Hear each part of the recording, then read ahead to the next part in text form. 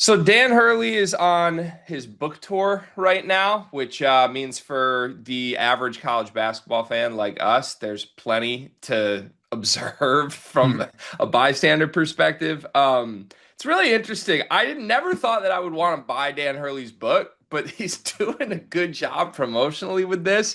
He has done basically a series of interviews giving away excerpts of stories from this. And one of them was profiled by the great Jeff Borzello, ESPN, this week. And I'm just going to read a small excerpt of this because I find it really interesting. Hurley was talking about things he personally went through last year. We know he flirted with stepping down from the position. And he basically implies that he had this big, I don't know, come to Jesus realization, not religiously, but like a moment of revelation from talking to other great coaches. He says he met with Billy Donovan, with Gino Auriemma, and I'm just going to read you like two lines of this and we can go from there. But this is what Hurley writes in the book. He says he delivered the message in a certain way with force, with gravitas. He's talking about Auriemma. He made me really see my ego was getting the better of me. I admitted he was right. I told him I was spiraling. I told him I was convinced we were going to finish below 500. And then Oriema went on to say, if the only gratification of coaching that excites you is winning the national championship, then you've lost your way, buddy. Be a coach. It's really interesting stuff. Just I don't know. This side of Dan Hurley is like something I never thought we would see. The side that comes out and admits fault. This is something I think a year ago, to time travel backwards, Carter and I were like screaming, how does he not realize how big his ego is right now? It's one thing to be on top of the world, but you could identify the holes in last year's roster as they were being built. So, anyways, it seems like we have a whole new Dan Hurley. I'm being long-winded, but what is your reaction to this excerpt from this book? Yeah, he kind of had his Icarus moment. Flew a little too close to the sun. I like this story. I actually like this. This feels like a wholesome story. He was acting like an asshole. He was acting like an asshole, and I sort of felt like at the time it was a non-story because I feel like coaches act like assholes all the time and they just kind of get away with it. Big shout out to the all the people around him in this story. His wife telling him to STFU, Billy Donovan. I don't know why he reached out to Seth Greenberg. That feels kind of weird, but also Gino. What he said about coaching being so much more than winning championships, that feels like a scene straight out of Ted Lasso. So yeah, wholesome. I hope this actually does change his courtside attitude because he's arguably the best schematic mind in the sport. And in future videos, you're gonna hear a lot about Tano's coach speak bullshit meter. That's a trademark. Don't steal it. This rate's pretty low on that scale, like a 2 out of 10. I genuinely believe that he believes that he knows he was acting like a dick and he's going to make a conscious effort to be a better person and coach. That's the most interesting part of it to me because when you lump in the fact that this is not coming from just like an interview per se, it's coming because he's promoting a book. Hmm. I thought for sure 99% of the Dan Hurley Never Stop book would be bullshit. Yeah, yeah, And just coach it, speak. yeah, and it doesn't feel that way. I don't know why, but I'm stunned that like me believing Dan Hurley's being genuine is a thing that's happening right now. Look, I he's so competitive. We know that, right? He's And it's also hardened. yeah, Yeah, he had right? like I remember reading all the stories about him as a player and how him and his family kind of went through a lot, and so this um, emotional IQ is surprising to see. Dion, how's your job going? Beginning of the school year, everything's like a little up and down. One of the biggest issues we've had is we can't find any uniforms for our girls' sports teams. Mm, that's a difficult thing to find a solution for. I know damn well all about that because I got a daughter that just turned 2. She's into sports and she's already outgrowing every little piece of sports apparel she had. Thankfully, I know Clara Kate Creations. Clara Kate Creations was started by a former high school teacher who quit because it wasn't cost effective to send new twins and a 2-year-old to daycare. She found it easier to make girl sports apparel than finding it to buy.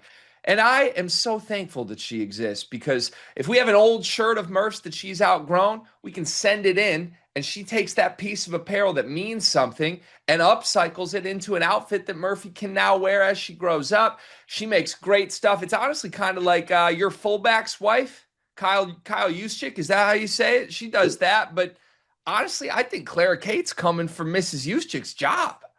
I love that. I'm a big Juice guy. Love his wife. Love Claire Kate even more than both of them, though. You can send in your own custom ideas and she will come up with a design. She's just the best. Look up Clara Kate Creations on social media, Facebook, Instagram, and more. Yeah, like he's been through some shit, for lack of a Mm. better way to say it. And I think, I don't know, part of who his entire persona has become, I think, was built in the fact of like who his brother was and what his career looked like and living through those experiences and wanting to prove everyone he belongs within his family. We've kind of heard him talk about that from time to time, but I don't know. The interesting thing to me was just like, and we covered it. We really covered it in real time last year. But it felt like every decision made leading up to last season was made with an air from Dan Hurley of, well, I can do no wrong. Like I did this these last 2 years. Did you see what I did? It doesn't matter if I start a season with Samson Johnson at center. It doesn't matter if I have a point guard. It doesn't matter if I'm going to like I'm Dan Hurley. I'll figure it out. And then they go to Maui, and it's he talks about the Maui experience in this book too. That's part of the excerpt that I read. But I think the fact that Maui went as bad as it did caused him to confront some of these things early. If you go 2-1 and Maui 1-2, it doesn't feel right. You're still going home like, we're right there. Instead, Hurley was like exposed. Like all of his just, I don't know, I thought I could do no wrong nonsense was kind of aired out in the first week of the season.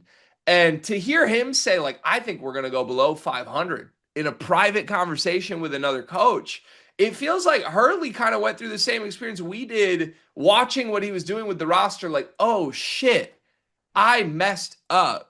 And I think in a weird way, having that experience happen so early on the court probably helped him get to this conclusion in a healthier way because he had to figure it out on the fly and come to terms with what he had done. But it's part of why both him and Matt Painter, they've had almost identical 2-year runs since they met in the championship game, where last year I felt they both approached the season in an unserious way with like a holier than thou, it doesn't matter what I do perspective. And they built rosters with holes. And then they suffered the fate of that. And now they've course corrected this summer in a way that should terrify the entire sport. So I don't know. Does this change, like, not just looking backwards, but now looking forward? Are you weirdly more afraid of Dan Hurley because of this new perspective, or do you feel the same?